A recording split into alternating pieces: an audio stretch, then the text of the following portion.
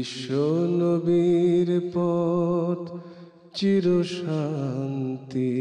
পথ, অশান্ত বিশ্বে তুমি রহমত, এসো তাই মেধা মননে জেনে নে। আসসালামু আলাইকুম ওয়া রাহমাতুল্লাহি ওয়া বারাকাতুহু।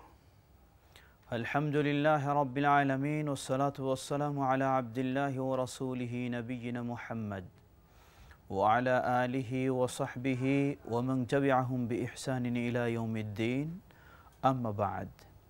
সুপ্রিয় দর্শক শ্রোতা, শুরুতে জানাচ্ছি আপনাদেরকে বিশেষভাবে আমন্ত্রণ আমাদের বিশিষ্ট গ্রন্থ রিয়াদুস সালেহীন এর দরসে হাদিস প্রোগ্রামে। প্রিয় নবী মুহাম্মদ সাল্লাল্লাহু আলাইহি ওয়াসাল্লাম, তিনি হচ্ছেন সকল দিক থেকে মানুষের জন্য অন্যতম আদর্শ, শ্রেষ্ঠ আদর্শ, যার উপরে নেই এমনই আদর্শ। সুতরাং আমরা যদি উত্তম আদর্শ পেতে চাই, ভালো আদর্শ পেতে চাই, প্রিয় নবী মুহাম্মদ সাল্লাল্লাহু আলাইহি ওয়াসাল্লামের হাদিস থেকেই আমরা সে শিক্ষা নেব। সুপ্রিয় দর্শক শ্রোতা, আজকে আপনাদের সামনে একটি সুন্দর হাদিস আমরা উপস্থাপন করতে চাই, যে হাদিসটি একটি বিষয়কে সামনে রেখে, তা হচ্ছে ভালো ও মন্দ কর্মের প্রবর্তন বা ভালো ও মন্দ কর্মের চালুকরণ এর প্রতিদান। একজন মানুষ একটি ভালো কাজ চালু করবে, কোথাও সেই ভালো কাজটি ছিল না, তাহলে এর প্রতিদান কি হতে পারে? অথবা একজন মানুষ একটি মন্দ কাজ চালু করবে, যা সেখানে ছিল না, এর প্রতিফল কি হতে পারে? সে মর্মে হাদিস প্রসিদ্ধ সাহাবী জারির ইবনে আব্দুল্লাহ রাদিয়াল্লাহু তাআলা আনহু তিনি বর্ণনা করেন। তিনি বলেন যে একদা একদিন আমরা নবী সাল্লাল্লাহু আলাইহি ওয়াসাল্লামের কাছে দিনের বেলা দুপুরের পূর্বে আমরা বসেছিলাম। ঠিক সেই মুহূর্তে হঠাৎ দূর দেশ থেকে বেশ কিছু সংখ্যক মানুষ আসলেন, যে মানুষেরা দেখে মনে হয় খুব অসহায়।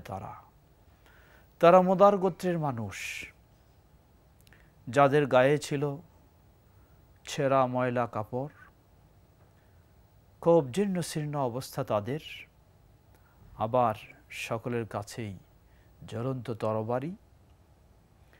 রাসূল সাল্লাল্লাহু আলাইহি ওয়াসাল্লামের কাছে এই ব্যক্তিরা খুব করুণ একটি দৃশ্যে তার সামনে উপস্থিত হলেন।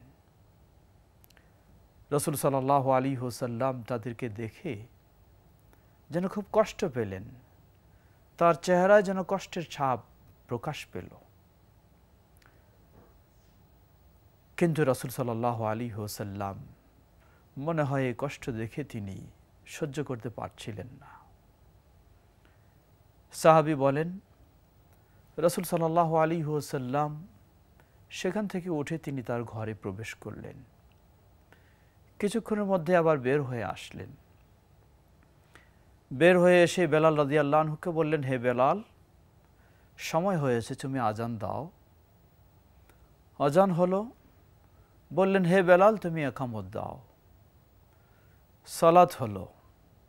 সালাত শেষেই রাসূল সাল্লাল্লাহু আলাইহি ওয়াসাল্লাম সকলের সামনে দাঁড়িয়ে কিছু হৃদয়স্পর্শী বক্তব্য রাখলেন। তাঁর এই বক্তব্যে কোরআনুল কারীম থেকে দুটি আয়াত পেশ করলেন। সূরা নিসা এর প্রথম আয়াত, যাতে আল্লাহ সুবহানাহু ওয়া তাআলা মানব জাতির সৃষ্টির সূচনার কথা স্মরণ করে দিয়েছেন। আল্লাহ রাব্বুল আলামিন বলেন, ইয়া আইয়ুহান নাসু তাকু রাব্বাকুমুল্লাযী খালাকাকুম মিন নাফসিন ওয়াহিদা। ওহে মানব সকল, তোমরা তোমাদের রবকে, তোমাদের প্রতিপালককে ভয় করো, যিনি এই অগণিত অসংখ্য মানবকে সৃষ্টি করেছেন একটি মানুষ থেকে, একটি প্রাণ থেকে, একটি আত্মা থেকে। খালাকা মিনহা যাওজাহা,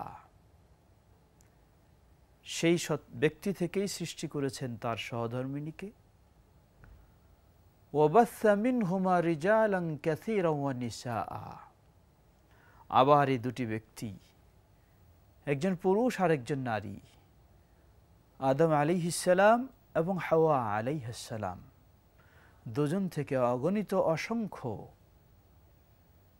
নারী ও পুরুষ এর বিস্তার ঘটিয়েছেন। আল্লাহ সুবহানাহু ওয়া তাআলা একজন পুরুষ আর একজন নারী, আদম আলাইহিস সালাম এবং হাওয়া আলাইহিস সালাম, দুজন থেকে অসংখ্য নারী পুরুষের বিস্তার ঘটিয়েছেন, যাদের মাঝে সম্পর্ক রয়েছে রক্তের, সম্পর্ক রয়েছে আত্মীয়তার। আল্লাহ রাব্বুল আলামিন বললেন, তোমরা সেই আল্লাহকে ভয় করো যার মাধ্যমে তোমরা এত কিছু সম্পর্কের দাবি করে থাকো। অতঃপর জেনে রাখো আল্লাহ সুবহানাহু ওয়া তাআলা তোমাদের প্রতিটি বিষয় কড়া দৃষ্টিতে নজর রাখেন। এই আয়াত তেলাওয়াত করে আল্লাহ সুবহানাহু ওয়া তাআলা যেন আমরা সৃষ্টিগত দিক দিয়ে সকল মানুষ এক, কেউ রাজা হই আর কেউ প্রজা হই, উৎসের দিক থেকে, সৃষ্টির দিক থেকে সকলেই তো এক আদম সন্তান। কেউ বড় পণ্ডিত হই আর কেউ অজানা হই, সকলেই কিন্তু সেই এক আদমের সন্তান। সুতরাং আল্লাহ রাসূল সাল্লাল্লাহু আলাইহি ওয়াসাল্লাম এর মাধ্যমে যেন তিনি বোঝাতে চাইলেন, কেউ সুখে থাকবে আর কেউ দুঃখে থাকবে, সুখীরা দুঃখীদের কথা ভাববে না, এমনটা হতে পারে না। আজকে একজন দুঃখে, কালকে আমিও দুঃখে থাকতে পারি। আল্লাহ রাব্বুল আলামিন কালকে আমার অবস্থাও কঠিন করে দিতে পারেন। সুতরাং কেউ সচ্ছল ভালো অবস্থা থাকলে এটি তার অহংকারের বিষয় নয়, গর্বের বিষয় নয়। অসহনীয় অসচ্ছল ব্যক্তি যারা, কষ্টে যারা দিনাতিপাত করছে, তাদের প্রতি সচ্ছল ব্যক্তিদের সহানুভূতিশীল হওয়া উচিত। নবী সাল্লাল্লাহু আলাইহি ওয়াসাল্লাম সেই সাথে আরেকটি আয়াত পেশ করলেন সূরা হাশরের। আল্লাহ রাব্বুল আলামিন সেই আয়াতে বলছেন, ওয়ালতানজুর নাফসুম মা কদ্দামাত লিগাদ। প্রতিটি মানুষকে ভাবা উচিত, চিন্তা করা উচিত সে আগামী দিনের জন্য কি সঞ্চয় করেছে। আগামী দিন বলতে আখিরাতের দিন, পরকালের জন্য সে কি সঞ্চয় করেছে। কারণ দুনিয়ায় আজকে আমরা সকলেই নিজের অংশটাকে, নিজের সম্পদকে বৃদ্ধি করার পিছনে ছুটছি। প্রকৃতপক্ষে এই সম্পদ তো আমার নয়।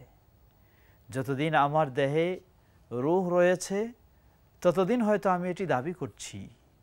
যখনই আমার এই বডি থেকে রূহ বের হয়ে যাবে, আমার সম্পদ নিয়ে অন্যরা কারাকারি শুরু করবে। অতএব এটি আমার নয়। আমার প্রকৃতপক্ষে সেটাই যা আমি আগামী দিনের জন্য, আখিরাতের জন্য সঞ্চয় করেছি। আল্লাহ সুবহানাহু ওয়া তাআলার সন্তুষ্টির পথে আমার সম্পদ ব্যয় করেছি। রাসূল সাল্লাল্লাহু আলাইহি ওয়াসাল্লাম এই আয়াতগুলির মাধ্যমে বক্তব্য দেওয়ার পরেই তিনি বললেন, মানুষের উচিত যার স্বর্ণ মুদ্রা রয়েছে সেটা থেকে সে অসহায় দরিদ্রদের জন্য দান করবে, যার রৌপ্য মুদ্রা রয়েছে সেটা থেকে অসহায় দরিদ্রদের জন্য দান করবে, যার খাদ্য রয়েছে, যার খেজুর রয়েছে, যার কাপড় রয়েছে, যার যেভাবে সামর্থ্য সেটা থেকে সে দান করবে। যখন এই রাসূল সাল্লাল্লাহু আলাইহি ওয়াসাল্লাম এভাবে সাহাবীদেরকে দুনিয়া এবং আখিরাতের বিষয়গুলি স্মরণ করে দিয়ে দান করার উৎসাহ দিলেন, সাথে সাথেই আনসার সাহাবীদের মাঝে একজন তার খাদ্য জাতীয় এত বেশি পরিমাণে তিনি নিয়ে আসলেন, এক থলিতে ভরে তিনি যেন সেটি বহন করতে পারছিলেন না। এমন পরিমাণ খাদ্য নিয়ে এসে রাসূল সাল্লাল্লাহু আলাইহি ওয়াসাল্লামের সামনে উপস্থিত করলেন। আর তাকে দেখে পর্যায়ক্রমে অন্যান্য সাহাবীগণও যার যেভাবে সামর্থ্য ছিল এই অসহায় ব্যক্তিদের জন্য তারা সকলে এভাবে খাদ্য এবং বিভিন্ন রকমের সামগ্রী নিয়ে আসলেন।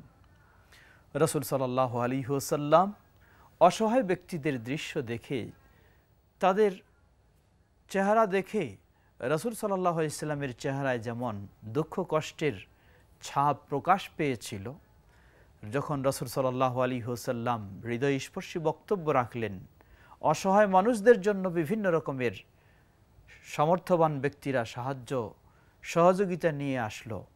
রাসূল সাল্লাল্লাহু আলাইহি ওয়াসাল্লাম দেখে এত খুশি হলেন।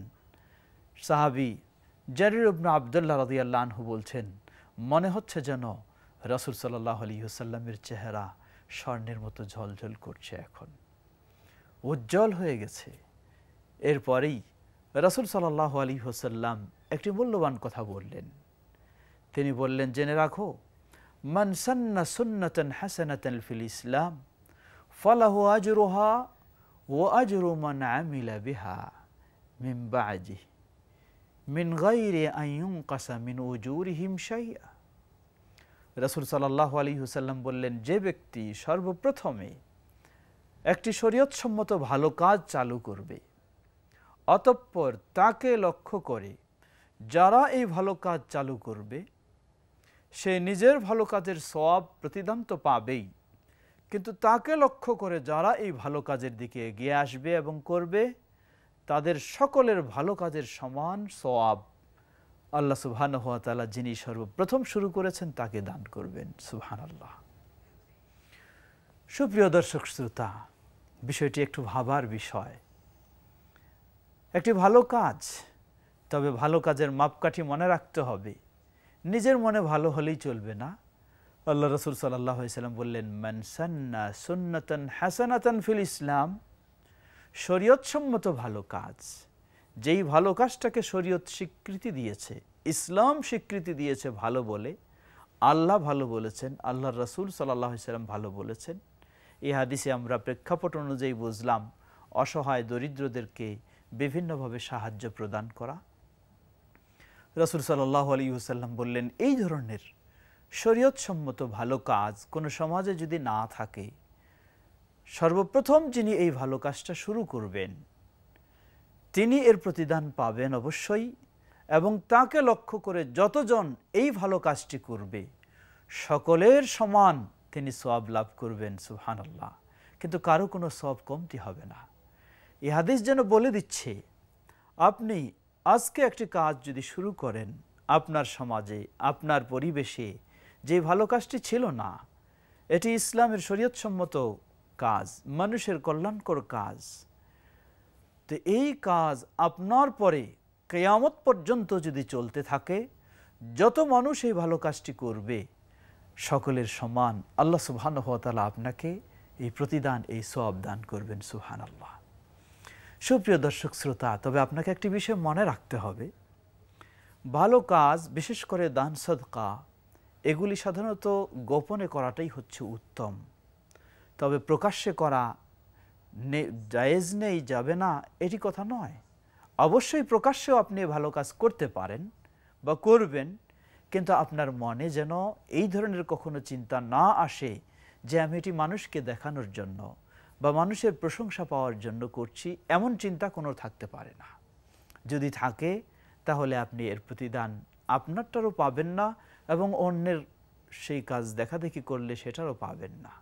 তাই আপনার সেই নিয়তের বিষয়টি লক্ষণীয় এমন থাকতে হবে যে আপনি এই ভালো কাজ করলেন শুধু আল্লাহ সুবহানাহু ওয়া তাআলাকে সন্তুষ্ট করার জন্য, তারই নির্দেশ বাস্তবায়নের জন্য, তাকেই খুশি করার জন্য এবং তার কাছে দুনিয়া ও আখিরাতের প্রতিদান পাওয়ার জন্য।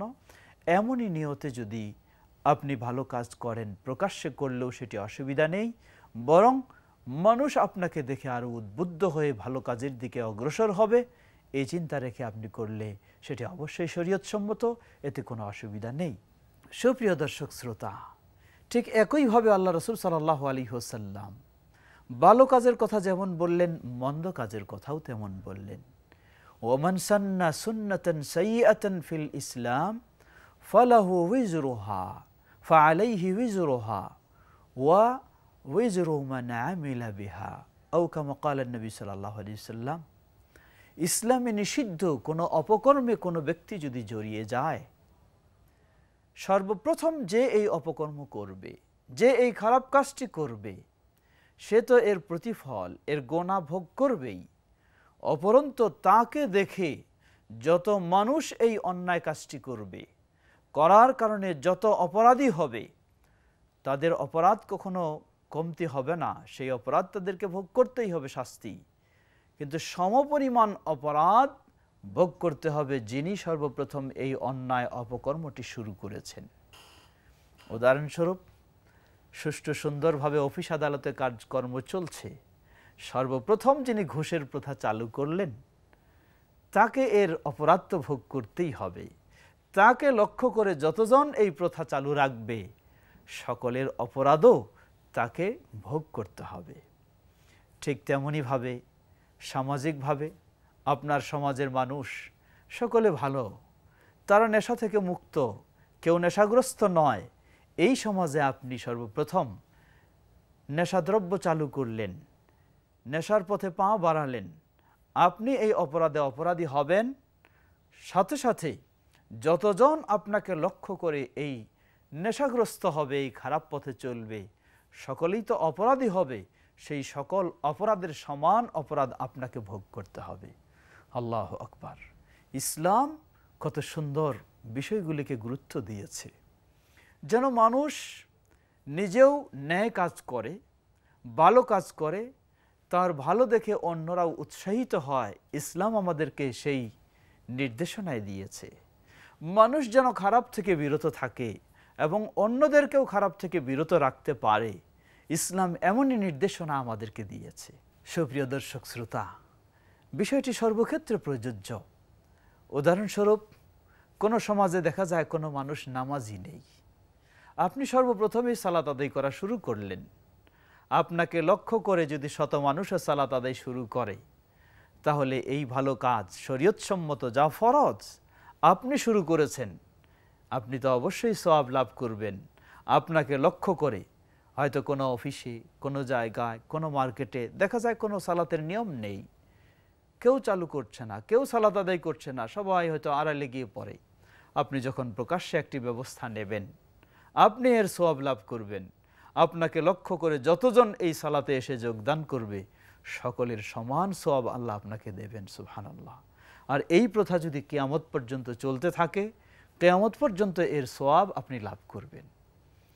আসুন, এমনইভাবে ইসলামে শরীয়তসম্মত সকল ভালো কাজগুলি আমাদেরকে উৎসাহ দেওয়া হয়েছে। আজকে যদি আমরা আমাদের পরিবেশে, আমাদের সমাজে, আমাদের দেশে, আমাদের পরিবারে, সর্বত্রই যদি আমরা এভাবে ভালো কাজের দিকে অগ্রসর হই, আর আমাদেরকে দেখে যদি মানুষে ভালো কাজের দিকে অগ্রসর হয়, তাহলে আমাদের পরিবার সুন্দর হয়ে যাবে, আমাদের সমাজ সুন্দর হয়ে যাবে, আমাদের দেশ সুন্দর হয়ে যাবে।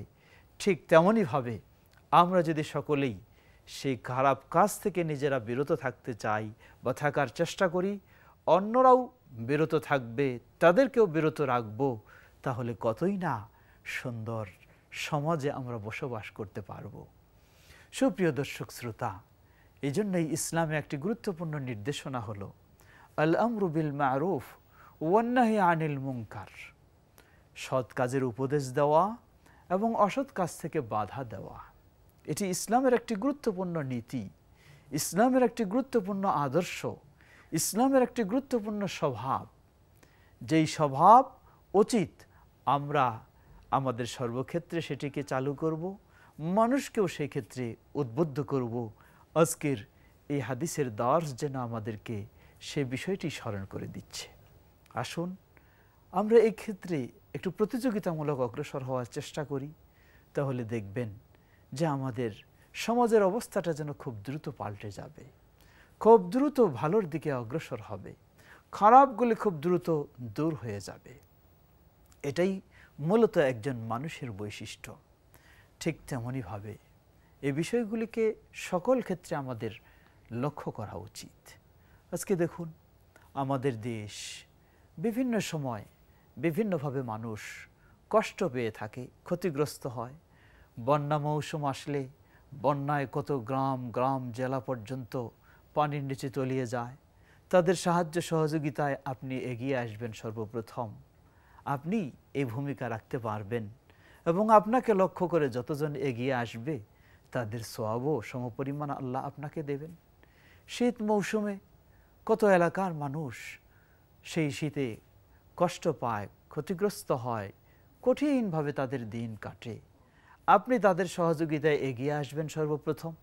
আপনাকে লক্ষ্য করে যতজন এগিয়ে আসবে তাদের সকলের সমান সওয়াব আল্লাহ আপনাকে দেবেন। ঠিক তেমনইভাবে আমাদের দেশে, বাংলাদেশে পার্শ্বে নির্যাতিত রোহিঙ্গা মুসলিমেরা, তাদেরকে আমাদের দেশে আশ্রয় দেওয়া হয়েছে, তারা আশ্রয় পেয়েছেন। তাদের সহযোগিতায় আলহামদুলিল্লাহ আমাদের দেশের মানুষ স্বতঃস্ফূর্তভাবে এগিয়ে আসছে।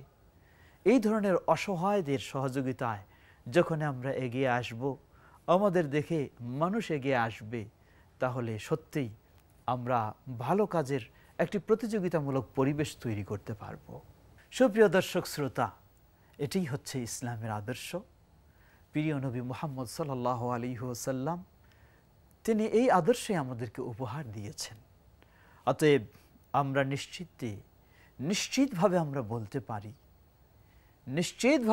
পারি একজন মানুষ সুন্দর হতে চাইলে মুহাম্মদ সাল্লাল্লাহু আলাইহি ওয়াসাল্লামের আদর্শেই তাকে ফিরে আসতে হবে। একটা সমাজকে সুন্দর করতে চাইলে এই সমাজের শাসক ও শাসিত সকলেই যদি নিরাপদে শান্তিতে থাকতে চায়, ফিরে আসতে হবে নবী মুহাম্মদ সাল্লাল্লাহু আলাইহি ওয়াসাল্লামের আদর্শে। আসুন আমরা প্রতিযোগিতামূলকভাবে ভালো কাজের দিকে অগ্রসর হই এবং খারাপ কাজ থেকে অগ্রসর না হয়ে, খারাপ কাজের প্রতি অগ্রসর না হয়ে খারাপ কাজ থেকে বিরত থাকব, অন্যদেরকেও বিরত রাখার ক্ষেত্রে উদ্বুদ্ধ করব। আল্লাহ রাব্বুল আলামিন আমাদের সকলকে এই সুপথেই চলার তৌফিক আমাদেরকে দান করুন। ওয়া আখিরু দাওয়ানা আনিল হামদুলিল্লাহি রাব্বিল আলামিন ওয়া সাল্লাল্লাহু তাআলা আলা নবিয়িনা মুহাম্মদ ওয়া আলা আলিহি ওয়া সাহবিহি আজমাইন। ওয়াসসালামু আলাইকুম ওয়া রাহমাতুল্লাহি ওয়া বারাকাতুহু। বিশ্ব নবীর পথ চির শান্তির পথ, অশান্ত বিশ্বে তুমি রহমত।